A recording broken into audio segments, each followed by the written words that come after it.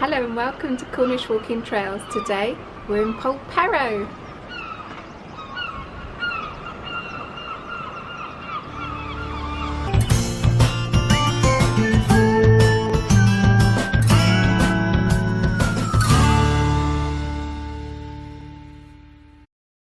Today's walk comes from Classic Walks Cornwall 2, Polperro and Talland. It's walk number 47, 3 miles. Polperro is on the south coast of Cornwall near Loo. To help us grow our channel, please subscribe. So we're doing this walk in March. It's out of season. Most of it is on the road on the way back, which we thought would be quite sensible this time of year. Our story begins here at the Crumplehorn Inn. It was the home of Zephaniah Job. He was the smuggler's banker. With his organisation skills, Polperro became the centre of smuggling and became quite wealthy. Let's go on down into Polperro. Oh, look.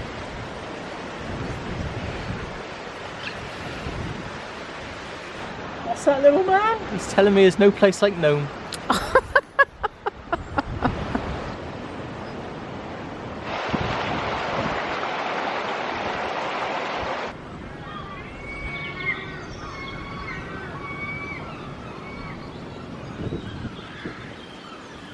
It says do not follow the road down right, but go up past the post office.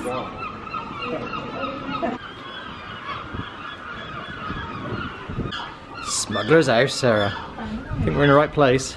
That's Sarah.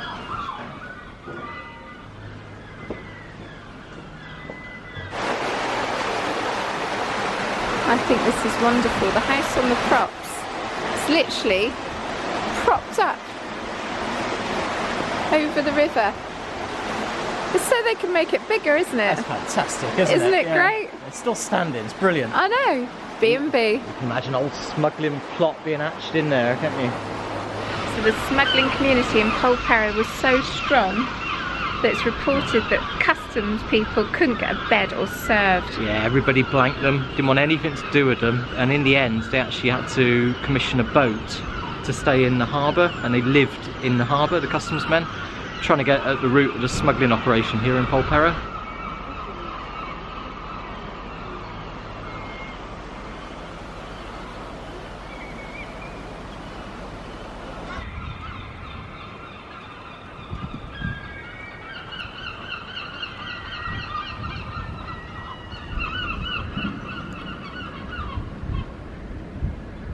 So obviously Polperro is in the V of the valley, and I think we've got quite a climb now up onto the cliff path. So up onto the cliff path and then onto Talland Bay. Yeah.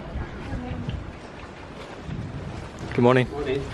Top tip, if you want a fantastic spot to eat your pasty, the Loft House here. Yes. Where are you going? You can't go in the garden.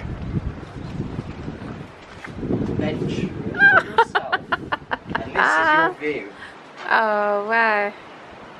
One in the corner is reserved for the subscribers on Cornish Walking Trails, alright?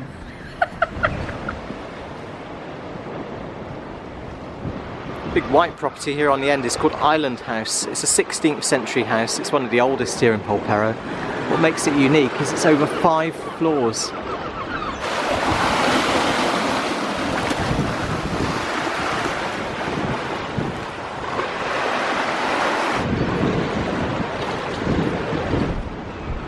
House on the end there, a little white cottage with the blue door and the blue windows. Yes. That's Willie Wilcox's cottage. And? You see the great big cave underneath it there? Yeah. That's Willie Wilcox's cave. It's haunted. Yeah. Who by? Willie Wilcox, his ghost. Why? If you go in there, be careful because you come out, you'll get the willies. So my understanding of the story of Willie Wilcox was he was on the run. Now they say he was a fisherman, but he was probably a smuggler. And he was on the run and he took hiding in Polperro, and they reckon he hid in the caves, but he never ever returned.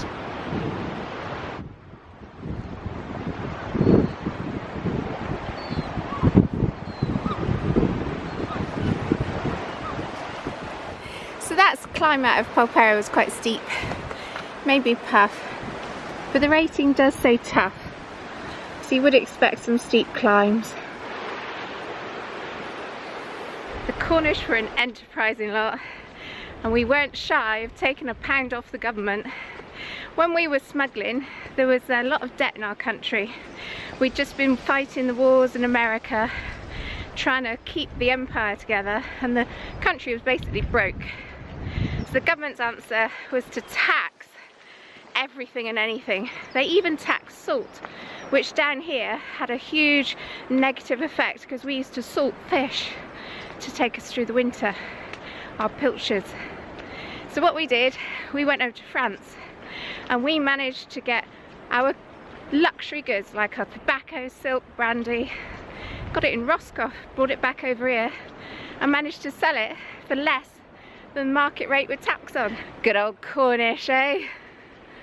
Zephaniah Job, he was at the heart of the operation.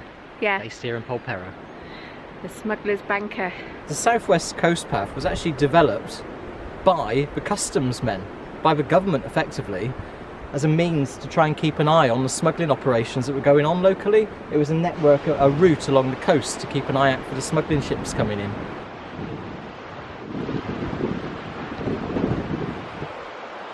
It's open! Coast path reopened. Yes. Brilliant.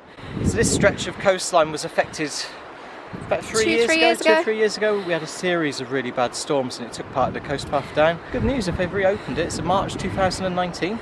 Yes. Check it out. Oh, I'm excited about this.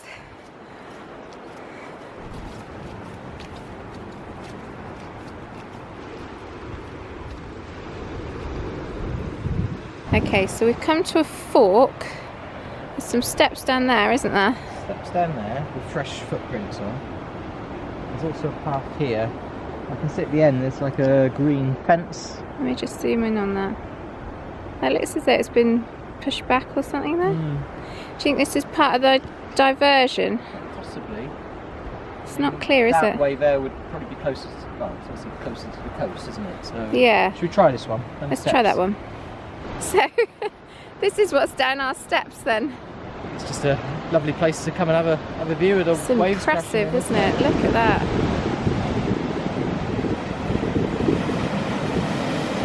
So can you imagine them rowing out to the boats moored offshore to get all their smuggled goods? So they deployed different tactics over the course of the battle between smuggler and customs, and one of them, the gig boat, they used to row to the channel, middle of the channel, meet the French, unload the goods into the gig, and then row back.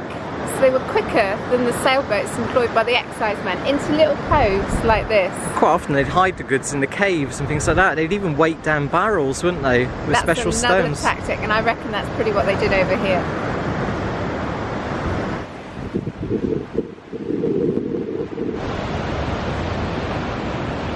Have you found a friend? Hello, you're gorgeous. Oh, it's yours. Hey. Oh, very photogenic. Where's your mummy then? She's up there. Oh, he goes. I'm baffled. This is obviously where it was shut. What we haven't seen anywhere en route is where they've made any repairs. No, I'm baffled. So it's a bit bizarre, but it obviously reopened it. Well, there's some pretty serious scaffolding poles there, isn't there? Which have been removed. Well, no, they haven't, have they? They've just been, like, bent away. Oh, we got through fine. So we've sussed it, haven't we? Okay, so this is... We've worked it out. Yes, this we've is obviously figured it the out. bit, isn't it? Yeah. So the diversion we saw was to prevent us coming to this. Yes. And this is obviously the new footpath. So It's what... a small section, isn't it? So it's just this little bit that obviously took the existing footpath out. Well, they've literally just moved you back 10 foot then. Yeah. It must have been somebody's garden. Property up behind there, is there? So they've obviously acquired a bit of their garden somehow to redirect the path. So literally, what, 20 foot from that new bit, and that's the serious fencing that stopped you coming through. I reckon this has just reopened in probably the last week. In the last few days, yeah. Isn't it? It smells of that new timber smell, doesn't it?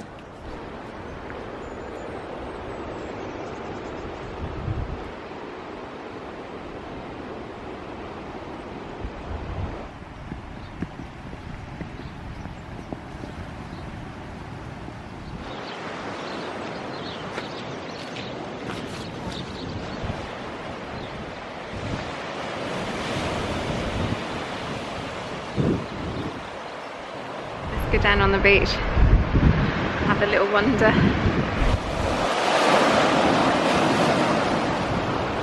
So here we are on Talland Bay Beach. We're the only ones here today. Got the place to ourselves. One thing you do notice on this stretch of coastline is the rocks. They've got like a pinky, purpley, reddish hue to them.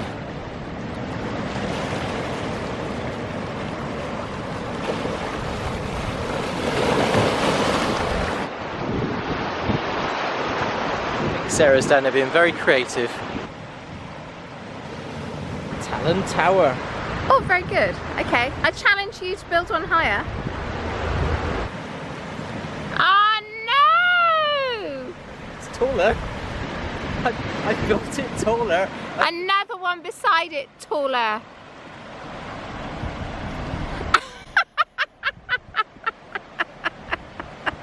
Does that count? I think I'd call it Rainbow Tower, just to reflect all those beautiful colours in it. I really love these rocks, they are brilliantly coloured. And that was nothing to do with me. That was the wind and coastal erosion.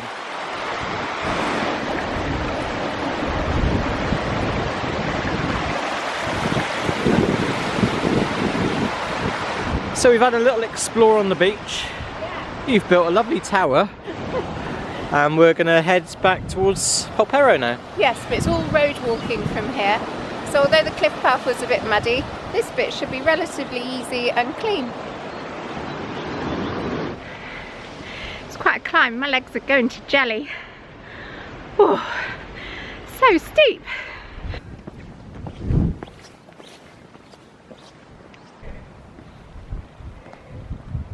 The worst thing, every time you look up, the top of it never seems to get any nearer.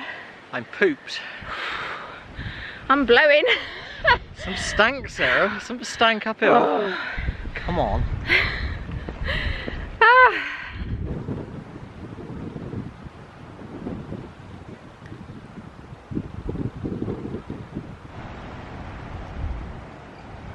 So we've come off that smaller, narrow little lane on Yes. a slightly wider road now, dropping back into Polperro.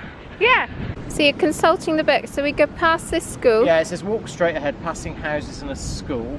Yeah. The road eventually narrows before reaching a T-junction surrounded by trees. Bear left, walking steeply downhill, passing houses to reach Polperro once again. Right down there.